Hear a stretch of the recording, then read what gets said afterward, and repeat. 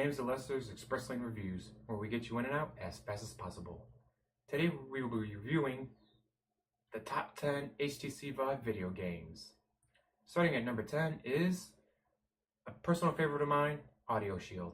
I have over 34 hours into this game, and for me, it would be higher on the list, except I understand not everyone likes games dealing with music. You can choose music off your computer or YouTube and use the shields to block the orbs as they come at you, and the orbs move and almost dance to the music. Amazing game.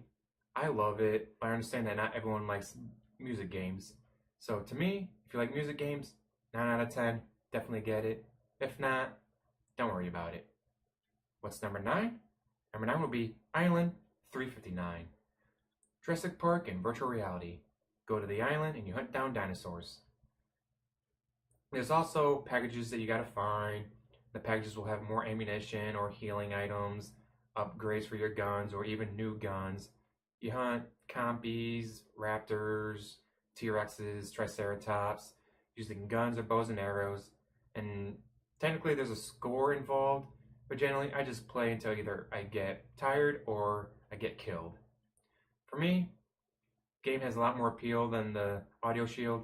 Definitely get it. 8.5 out of 10. What is number 8? The Blue. The Blue experience is technically 3 different games.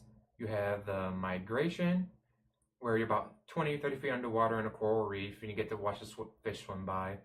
It is beautiful and they're right there. You can literally reach out and touch some of them. The second one is the Whale Encounter, where a whale swims by while you're on a shipwreck. On a screen, not that impressive.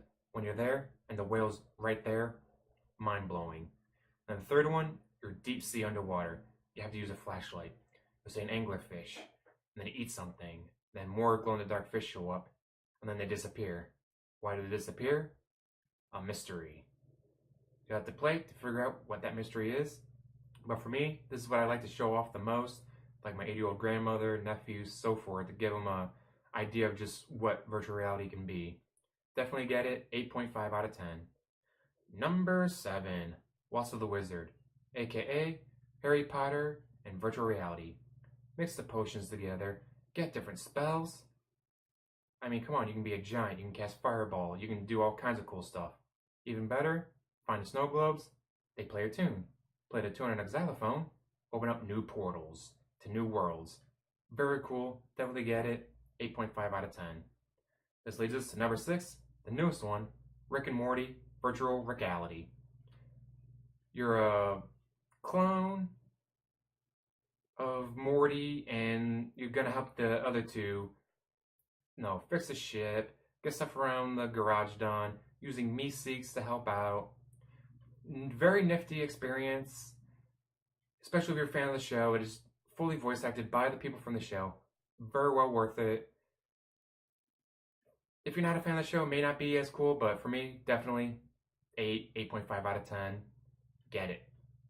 Because number 5, technically 1 through 5 could all be rearranged, but for me, gotta put them in order. So number 5 is Arizona Sunshine. Have you played Dead Island? Have you played Call of Duty Zombies? But with this, you have the controller. Not an Xbox controller, not a PlayStation controller, not a mouse and keyboard. No, you have the controller, so you actually have to aim and shoot the gun, go around to different environments, figure out the puzzles. Oh no, there's a horde of zombies. Bam, bam, bam. Oh, you gotta reload. Pull the clip off your belt, slam it in, continue shooting. Once you do a game like this in virtual reality, it is so hard to go back to a regular first-person game and going, wow, I'm going to click the mouse button. Click. Definitely get this. They put a ton of time and effort into this. One of the best games I've seen. 9 out of 10. Number 4 will be Raw Data. This is technically a co-op game where other people can jump into yours, you can jump into theirs. 3 different characters, one with a sword they can throw, very powerful. The pistol, fast shooting, good range, not very powerful. And then the third one that you can unlock has a shotgun. Technically, it's a wave shooter, but they do it a little differently because the waves can be separated. You can coordinate with people through your headsets if you have the speakers and all that. Just the graphics are amazing. The storyline is as much as you can get for most virtual reality games. This is just a really good game. Highly recommend it. Definitely get it. 9 out of 10. Number 3. Don't even really know if you can call this a game. It's Google Tilt Brush. Painting, drawing, sculpting in 3D. I'm not much of a painter, but I've had a ton of fun with this. I've had people who are painters and artists come over and check it out, and their minds was just blown by it, just the possibilities of it. Definitely get this. It's a tad expensive, but get it, get it, get it. 9 out of 10. Gets us to number 2. The Gallery Call the Starseed. This is a game where the first one that had a storyline, first one that had real gameplay mechanics, not just, wave shooter or tilt brush or space pirate trainer. And when someone threw something, I reached out and I caught it. It blew my mind. Like, I didn't hit X on the controller. I didn't move the mouse and click. I reached out with my hand, grabbed it out of the air. Once you do something like that, it's so hard to go back to a regular game where it's like, oh wow, I need to click X. X. No, this one you actually had to reach out, grab it out of the air as they threw it to you. And of course you had to figure out the puzzles, get the story, and the one scene when you're going down the elevator, you feel it in your stomach. That's how good virtual reality is. You feel it in your stomach when you're going down the elevator. And then you see the object that you've been hunting down, and it's just mind-blowing. Definitely get this. 9 out of 10. Finally, we get to number 1, Vanishing Realms. Do you like Zelda games? Do you like being Link in Breath of the Wild? Well, instead of pressing B to swing the sword, actually swing the sword. Swing the sword, block with a shield, pull the bow for the bow and arrow and fire at your enemies, figure out the puzzles.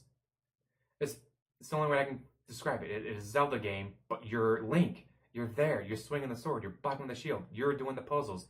Not pressing B or A or walking around. No, you're the one doing it. You're the one battling the monsters.